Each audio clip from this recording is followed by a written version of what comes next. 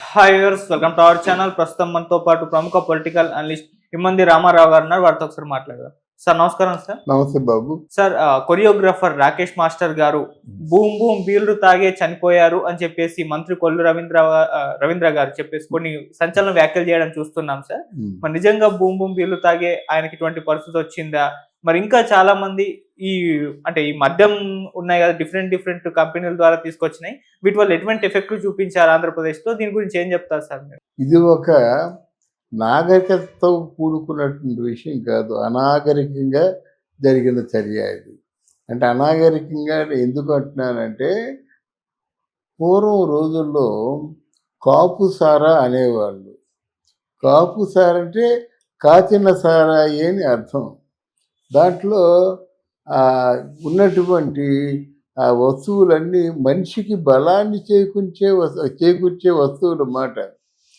సారాయి కాచేవాళ్ళు, ఎంతో కాలం మరగనిచ్చేవాళ్ళు.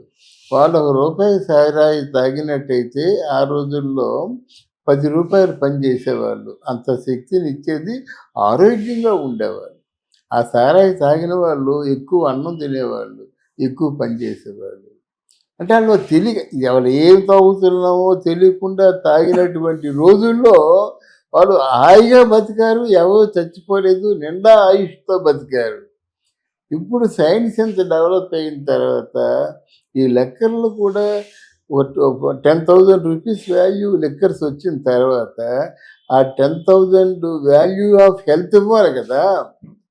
అలాగే ఒక ₹300 పెట్టి ఒక క్వార్టర్ కొన్నాడు అనుకోండి, అది కింద బలం ఇవ్వాలి, తర్వాత ఏమో సైడ్ ఎఫెక్ట్స్ రాకుండా ఉండాలి, ఆయన కొంచెం యాక్టివ్గా పని చేసుకుంటూ ఉండాలన్నమాట. అటువంటి లిక్కర్ని ప్రవేశపెట్టాలి. లిక్కరు ఆపేద్దాం అనుకుంటే అది అవ్వదండి. లిక్కర్ లేకుండా పనులు సాగవు. రాళ్ళు కొట్టే వాళ్ళు ఉంటారు, తాపీ మేస్త్రులు ఉంటారు కొంతమంది. అలాగే ఇప్పుడు మన స్లాబ్ వరకు వీళ్ళందరూ చేశారంటే యంత్రాలాంటి వేగంతో పనిచేస్తే కానీ ఆ స్లాబ్ వేయలేరు. అర్థమైందా? ఈ జబ్బులు పులిసిపోతాయి.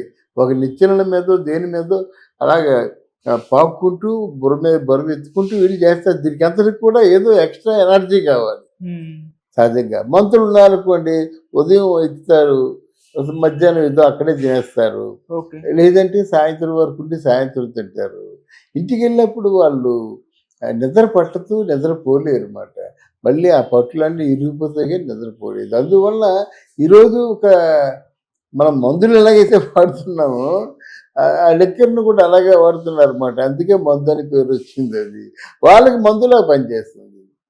ఇక్కడ ఏంటంటే మన కొల్లు రవీంద్ర గారు ఆయన విజ్ఞప్తి ఏంటంటే దీన్ని రూపుమాపాలి. అలాగే ఒక మంచి ప్రఖ్యాత రాకేష్ మాస్టరు, డ్యాన్స్ మాస్టరు, ఇండస్ట్రీలో చాలా రెవల్యూషనరీగా ఉండేవాడు. ఆల్మోస్ట్ ఆల్ సూపర్ స్టార్స్ అనిపించుకున్న ప్రతి ఒక్కరికి కూడా డ్యాన్స్ నేర్పించాడు. ఈరోజు నెంబర్ 1 స్థాయిలో ఉన్నటువంటి మన శేఖర్ మాస్టర్ తాలూకు గురువు ఆయన, జానీ మాస్టర్ తాలూకు గురువు ఆయన, సత్య మాస్టర్ తాలూకు గురువు ఆయన. అట్లాంటి వాడు కేవలం బూమ్ బూమ్ ఆ విజయనగరం ఏదో షూట్కి వెళ్ళి వాడు వచ్చిన షార్ట్ ఫిల్మ్ తీసుకుందామని దాన్ని ఒక 19 వారంలో 19 బీర్లో ఎన్నో తాగాడంటే, తర్వాత భూమి భూములు, తర్వాత మ్యాన్షన్ హౌస్ తాగాడు. లాస్ట్ రోజు ఒక్కరోజే 10 బూమ్ బూమ్ బీర్లు పెట్టుకొని ఒక్కరోజే ఆ షూటింగ్లో కూడా వాళ్ళు ఫోకస్ చేశారు. ఒక్కరోజే 10 నైట్ తెల్లవారులు పూసుకొని బూమ్ బూమ్ తాగాడు. తిండి లేదు, తిండి పెట్టినప్పుడు కూడా ముట్టుకోలేదు. ఇది దిగిపోతుందనో లేకపోతే ఏమిటో మరి తెలియదు. అంత ఆయన మామూలుగా మనిషిలా కాకుండా ఇంకోలా ప్రవర్తించి ప్రాణాల మీదకే తెచ్చుకున్నాడు. ఇప్పుడు వైజాగ్లో మీరు బాగా ఎంక్వైరీ చేస్తే ఈ ఈ బూమ్ బూమ్లు ఇట్లాంటి president medals, gold medals, special status, ఈ పేర్లు పెట్టడంలో చూపించిన తెలివితేటలు పరిపాలనలో చూపిస్తే బాగుండేది. ఒక లెక్కరికేమో ప్రెసిడెంట్ మెడల్, ఇంకో లెక్కరికేమో స్పెషల్ స్టేటస్, ఇంకో లెక్కరికేమో గోల్డ్ మెడల్. ఇలా పెట్టి పేర్లు యుద్ధానికి బూమ్ బూమ్, ఇవన్నీ ఎవరు తయారు చేస్తున్నారు? ఏలిన వాళ్ళే తయారు చేస్తున్నారు. ఎవరు ఏలిన వారు? శ్రీ శ్రీ శ్రీ జగన్మోహన్ రెడ్డి గారు. ఆయన, విజయసాయి రెడ్డి, బొత్స, మరి కొంతమంది ప్రముఖ నోరు పారేసుకొని పేటరేగిపోతారు కదా! వాళ్ళకి ఓటాలు ఉన్నాయి. బొత్సకి గానీ, లేకపోతే రోజాకి గానీ, వీళ్ళందరూ మొత్తానికి కొడాలి నానికి గానీ వీళ్ళందరూ ఓటాలు ఉన్నాయి బాగా. మరి దీని పర్యవసానం ఏంటయ్యా అంటే కేవలం ఆరోగ్యం బాగాలేకుండా చనిపోయిన వాళ్ళు కాదు. ఆరోగ్యం బాగుంటూ కూడా బాగా పని పాట చేసుకుంటూ కూడా లంగ్స్ పాడైపోయి ఇక అవి క్రానిక్ అయిపోయి వైద్యానికి అంటే అవసరపడక వైద్యంకి స్పందించక చచ్చిపోయిన వాళ్ళు ఓ 30% ఉన్నారు. ఓకే. 30% ఉన్నారు. అసలు అప్పుడే వీళ్ళందరూ నిజంగా పురంధరేశ్వరి ఈ విషయంలో మాత్రం చాలా చొరవ తీసుకొని what are the losses of this present liquors and what is the useful of liquor అని చెప్పేసి బాగా చెప్పింది. రెండోది ఇంకోటి అంటే ప్రభుత్వం చేస్తున్న మోసం ఏంటంటే ఈ ప్రభుత్వ నడిపించే విధానం కదా ఇది. ఆ మోసం ఏంటంటే అది అమ్మిన ద్వారా సాయంత్రానికి ఎన్ని కోట్లు వచ్చిందో అది ప్రభుత్వ ఖజానాలోకి వెళ్ళిపోవాలి. దాంట్లో లెక్కర్ మెటీరియల్కి ఎంత అయిందో మిగతా ఆ లాభం అంతా ప్రభుత్వానికి దక్కాలి. ఆ ప్రభుత్వానికి దక్కిందేదో ప్రజలకి దక్కాలి. అది లేకుండా ఇంత బాహాటంగా విచ్చలవిడిగా అమ్మినప్పుడు కూడా ఈ మద్యం మీద 40,000 కోట్ల రూపాయలు అప్పు చేశారంటే ఈ ప్రభుత్వాన్ని ఎలా చూడాలి? ఇప్పుడు మద్యం ఎంత దరిద్రుడైనా సరే ఈ మద్యం కొట్టు పెట్టినట్టయితే వైన్స్ ఉన్నట్టయితే సంవత్సరం తిరగకుండా ఆయన జాతకం మారిపోతుంది అన్నమాట.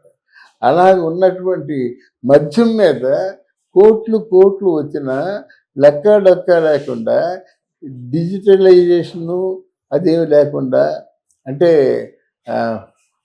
ఫోన్లైన్ పేమెంట్ ఏమి తీసుకోలేదు, ఆన్లైన్ పేమెంట్ తీసుకోకుండా పూర్తిగా నిరాధారంగా 5 సంవత్సరాలు నడిపించింది ప్రభుత్వం. ఎంత అపరాధం చేసిందండి. వచ్చిన డబ్బులను తీసుకుంటుంది కదా. అందువల్ల ఈ మద్యం విషయంలో చాలా యాక్షన్ తీసుకోవాలా. అసలు మద్యం అమ్మడం వల్ల వచ్చిన రాబడి ఎంత, మద్యం తయారీకి అయిన ఖర్చు ఎంత మార్జిన్ మనీ ఉంది, ఈ మార్జిన్ మనీ అంతా ప్రభుత్వ ఖజానాలో పడుతున్నప్పుడు అప్పు చేయవలసిన అవసరం ఎందుకు వచ్చింది అది తేల్చాలి, సమాధానం చెప్పాలి. ఎప్పటికైనా బహుశా ఆ ఉద్దేశంతో కొల్లి రవీంద్ర గారు మాట్లాడి ఉంటారు. కానీ మనుషుల ప్రాణాలు తీసే అధికారం మనకు లేదండి. ఎప్పుడైతే మద్యం వల్ల ఒకరోజు చచ్చిపోయారో మళ్ళీ రివ్యూ చేసుకోవాలి కదా. ఎందుకు మనుషులు చచ్చిపోతున్నారు, వాళ్ళు తాగిన మద్యం ఏమిటి, దాంట్లో కలిపినటువంటి వనరులు ఏమిటి, ఇవన్నీ తెలుసుకొని వాళ్ళు తగిన శిక్ష వేయాలి. కానీ అంతే ఇష్టారాజ్యంగా వెళ్ళిపోయినారండి. చేయవలసిన పాపాలన్నీ చేశారండి.